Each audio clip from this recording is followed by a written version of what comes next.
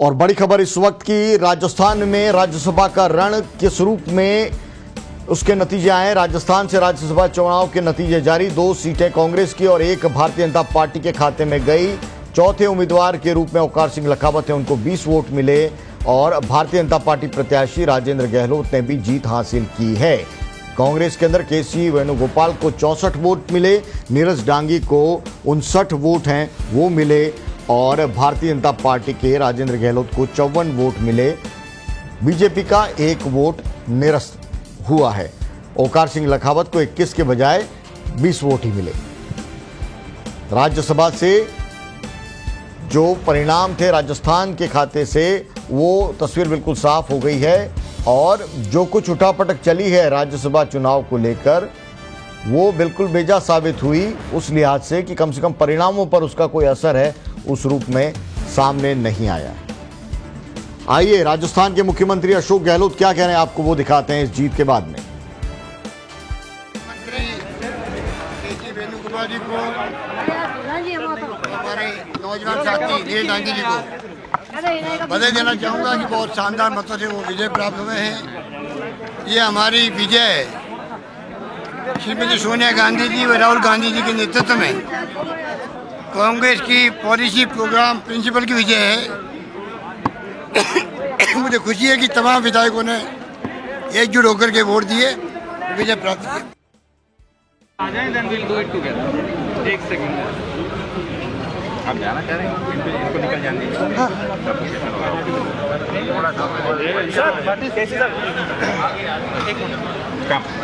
वेणुगोपाल जी। Sir अब राजस्थान का प्रतिनिधित्व पहले आप को सवाल के जवाब देने पड़ेंगे। आदरणीय दोस्तों, राजस्थान में प्रजातंत्र जीता और षड्यंत्र हारा। अल्पमत को बहुमत में बदलने के लिए किया गया षड्यंत्र के दांत, जैसा हमने कहा था, राजस्थान की बहादुर जनता और राजस्थान के बहादुर विधायकों ने खट्टे कर दिए। श्री राहुल गांधी जी के 50वें जन्म दिवस पर ये सबसे बेहतरीन तोहफा है जो राजस्थान की बहादुर जनता और राजस्थान के बहादुर विधायकों ने कांग्रेस पार्टी को दिया है। भारतीय राष्ट्रीय कांग्रेस की ओर से मैं प्रदेश के मुख्यमंत्री माननीय अशोक गहलोत जी, प्रदेश के उप मुख्यमंत्री और प्रदेश कांग्रेस कमेटी के अध्यक्ष माननीय सचिन पायलट जी, कांग्रेस पार्टी के सभी विधायकों, निर्दलीय सभी विधायकों, ट्राइबल पार्टी के विधायकों, आरएलडी के विधायक और कम्युनिस्ट पार्टी के विधायक, उन सब का भी धन्यवाद करता हूं कि विकास की इस प्रगति की इस दौड़ में उन सब ने 2 सबसे बेहतरीन उम्मीदवारों का समर्थन किया। ये एक सबक है भारतीय जनता पार्टी के लिए, ये एक सबक है अमित शाह जी के लिए, ये एक सबक है जेपी नड्डा साहब के लिए और ये सबक है राजस्थान की भाजपा के उन सब नेताओं के लिए जो जनता के द्वारा नकार दिए जाने के बावजूद भी अल्पमत को बहुमत में बदलने का षड्यंत्र कर रहे थे। उनके दांत प्रजातांत्रिक तरीके से वोट की चोट से राजस्थान के विधायकों ने खट्टे किए और प्रजातंत्र जीता। केवल कांग्रेस नहीं जीती, प्रजातंत्र जीता और षड्यंत्र तंत्र हारा। धन्यवाद।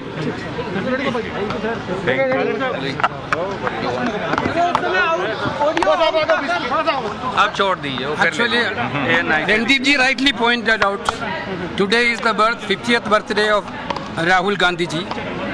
Rajasthan Congress unitedly given a birthday gift to Rahul Gandhi ji by giving 2 Rajya Sabha seats from Rajasthan. Good. Thank you. Then definitely I will be a voice of Rajasthan in the Rajya Sabha. Issues of farmers, we know locust issues is there. Lot of farmers are suffering due to that. And MNREGA issues there. MNREGA 100 days increase करने के लिए आवश्यकता है. There are this issue and GST due है central government के पास. This type of issue which needs support from central government for Rajasthan. I will take up this issue in the Rajya Sabha upper house in an appropriate way. Venugopal जी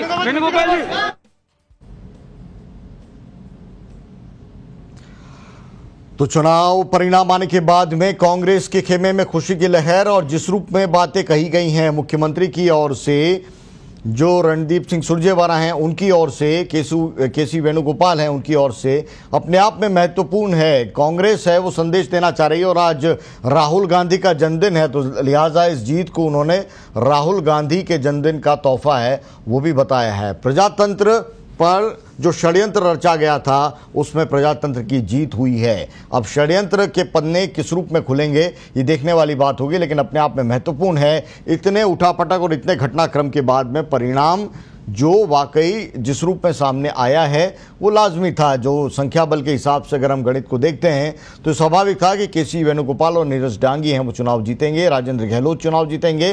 चौथे उम्मीदवार की राजस्थान के अंदर विधायकों की संख्या के हिसाब से कोई जगह बनती नहीं है, लेकिन उम्मीदवारी है ओंकार सिंह लखावत की हुई। उनको ज़रूर झटका लगा होगा क्योंकि 21 वोट हैं वो मानकर चल रहे थे और वहाँ उन्हें केवल 20 वोट मिले। तो ये चिंता की बात है भारतीय जनता पार्टी के लिए अब हुई है कि एक वोट है वो कैसे खारिज हुआ, कैसे निरस्त हुआ, और जो प्राथमिकता तय की गई थी क्या वोट है वो उस रूप में नहीं हो पाया। अगर वोट है वो कास्ट हुआ और वो सही तरीके से नहीं डाला गया तो जिम्मेदारी कौन लेगा इसकी भारतीय जनता पार्टी में, ये बीजेपी के मंथन का विषय है। लेकिन इस वक्त उमेश हमारे साथ में जुड़ चुके हैं। उमेश, ये जो एक वोट निरस्त हुआ है ये भारतीय जनता पार्टी के विधायक का है या राष्ट्रीय लोकतांत्रिक पार्टी के विधायक का है, ये है किसका, इसकी कोई जानकारी? देखिए, अभी तक ये तय नहीं हो पाया कि वोट किसका है, लेकिन ये जरूर बात सामने आई कि जिस विधायक ने वोट दिया उसने प्रथम वरीयता में दोनों प्रत्याशियों के नाम डाल दिए, इस वजह से ये वोट कैंसिल हुआ है। दूसरी बात, जो कांग्रेस के दो प्रत्याशी पहले से माना जा रहा था कि इन दोनों प्रत्याशियों की जीत है, क्योंकि संख्या बल कांग्रेस के पास बीजेपी से ज्यादा था।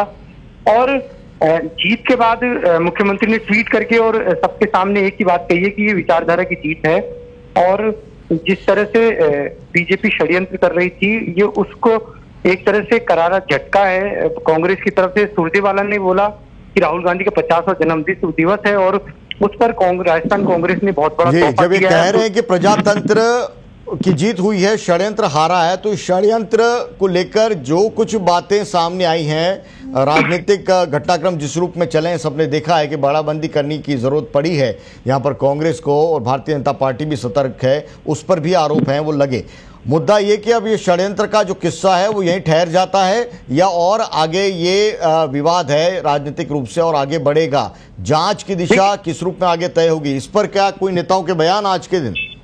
देखिए, अभी तक कोई बयान नहीं आया, लेकिन 2 दिन पहले महेश जोशी ने साफ तौर पर ये बात कहा था कि वो एसीबी में इसकी शिकायत की है उन्होंने और वो खुद इसके बयान देने जाएंगे। तो कहीं ना कहीं अभी मामला बिल्कुल थमा हुआ नहीं कहा जा सकता, क्योंकि बीजेपी लगातार ये कह रही है कि जिस तरह के काम कांग्रेस सरकार राजस्थान में कर रही है वो स्वतः ही गिर जाएगी।